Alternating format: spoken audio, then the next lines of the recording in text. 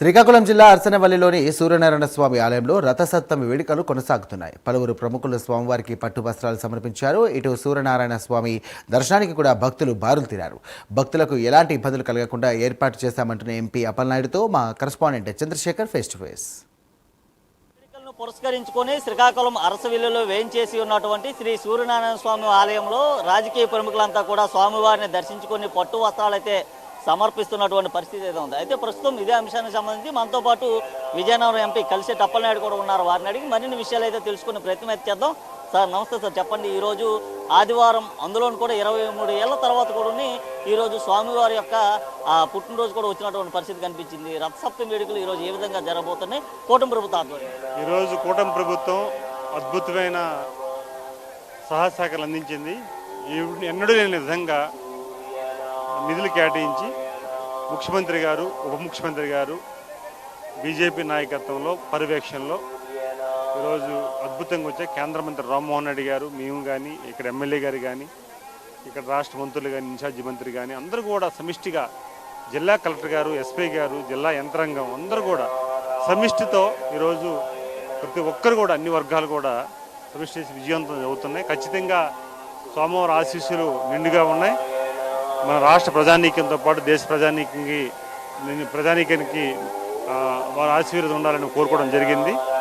ఈరోజు భక్తులు కూడా, సామాన్య భక్తులు కూడా సకాలంలో వారికి దర్శనం అవ్వాలన్న ఆలోచనతో ఏర్పాట్లు కూడా బ్రహ్మాండం చేశారు. మేము కూడా అడిగాం, చాలా సాటిస్ఫాక్షన్గా ఉన్నారు. ఖచ్చితంగా ఈరోజు ఇదొక ఈ కార్యక్రమం గతం కంటే మెరుగ్గా బ్రహ్మాండంగా జరుగుతుంది. భవిష్యత్తులో కూడా ముందు ముందు బాగా జరుగుతుందని ఆశిస్తున్నాం. అడగడానికి వచ్చిన ఒకటి కూడా అడుగుతున్నాం. ముఖ్యంగా చూసుకుంటే కేంద్రంలో ఇటు బీజేపీ పైన కాంగ్రెస్ నాయకులు కావచ్చు, లేదా కాంగ్రెస్ ఎంపీలు కావచ్చు, అక్కడ ఓట్ చోరీ అంటున్నారు. మన రాష్ట్రంలో చూసుకుంటే వైఎస్ఆర్సీపీ నాయకులు కూటమి ప్రభుత్వానికి సంబంధించి క్రెడిట్ చోరీ అంటున్నారు. అసలు ఈ రెండింటికి ఉన్నటువంటి వ్యత్యాసం ఏంటి సార్? అసలు ఏం క్రెడిట్ చేరుతుంది?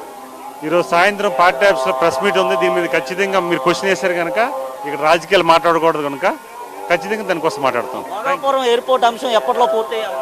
ఇది మనకి ఆల్రెడీ ఫస్ట్ ఫ్లైట్ వచ్చిందండి. సోమవారం ఆశీర్వాదంతో బ్రహ్మాండం జరిగింది. రేపు జూన్లో మనం ల్యాండ్ మొత్తం ఫంక్షన్ అవబోతుంది. ఈ ఉత్తరాంధ్ర ఒక భోగాపురం ఎయిర్పోర్ట్ ఒక అభివృద్ధికి నాంది అవబోతుంది తెలియజేసుకుంటాం. ఈ మధ్యకాలంలో వైఎస్ఆర్ కాంగ్రెస్ పార్టీకి సంబంధించిన ఒక మాజీ మంత్రి దీనికోసం ఒక మాట కూడా మాట్లాడారు సార్. ముఖ్యంగా చూసుకుంటే ఏదైతే చంద్రబాబు నాయుడు హయాంలో కడితే లోపలికి వాటర్ వస్తుంది, జగన్మోహన్ రెడ్డి హయాంలో కడితే మాత్రం టెర్మినల్లోకి వాటర్ రాదన్నారు. దీన్ని ఎట్లా చూసుకోవచ్చు? ఇది నో పొలిటికల్, ఎందుకంటే ఎస్పెషల్లీ సోమ ఆశీర్వాదం మనకు ఉండాలి. తర్వాత మనం మాట్లాడుకుందాం. Thank you. అయితే మొత్తాన్ని చూసుకుంటే శ్రీ సూర్యనారాయణ స్వామి వారిని రాజకీయ ప్రముఖులంతా కూడా దర్శనం చేసుకుంటున్నటువంటి పరిస్థితి కనిపిస్తుంది. ముఖ్యంగా చూసుకుంటే ఇక్కడ రాజకీయాలు చేసే ప్రసక్తి లేదు కనుక తను రాజకీయం కోసం ప్రస్తావించట్లేదంటూ కూడా ఎంపీ కలిసెట్టి అప్పలనాయుడు అయితే చెప్పారు. దాదాపు 23 ఏళ్ల తర్వాత ఆదివారం స్వామివారికి ఇష్టమైన రోజు రథసప్తం రావడంతో పెద్ద ఎత్తున భక్తులందరూ కూడా వస్తున్నారు. దీనికి సంబంధించి కూటమి ప్రభుత్వం కూడా అన్ని రకాల ఏర్పాట్లు చేసిందంటూ కూడా ఎంపీ కలిసెట్టి అయితే చెప్పిన పరిస్థితి ఉంది. వీడియో జర్నలిస్ట్ సుధాకర్తో చందు, ప్రైమ్ 9 శ్రీకాకుళం నుండి.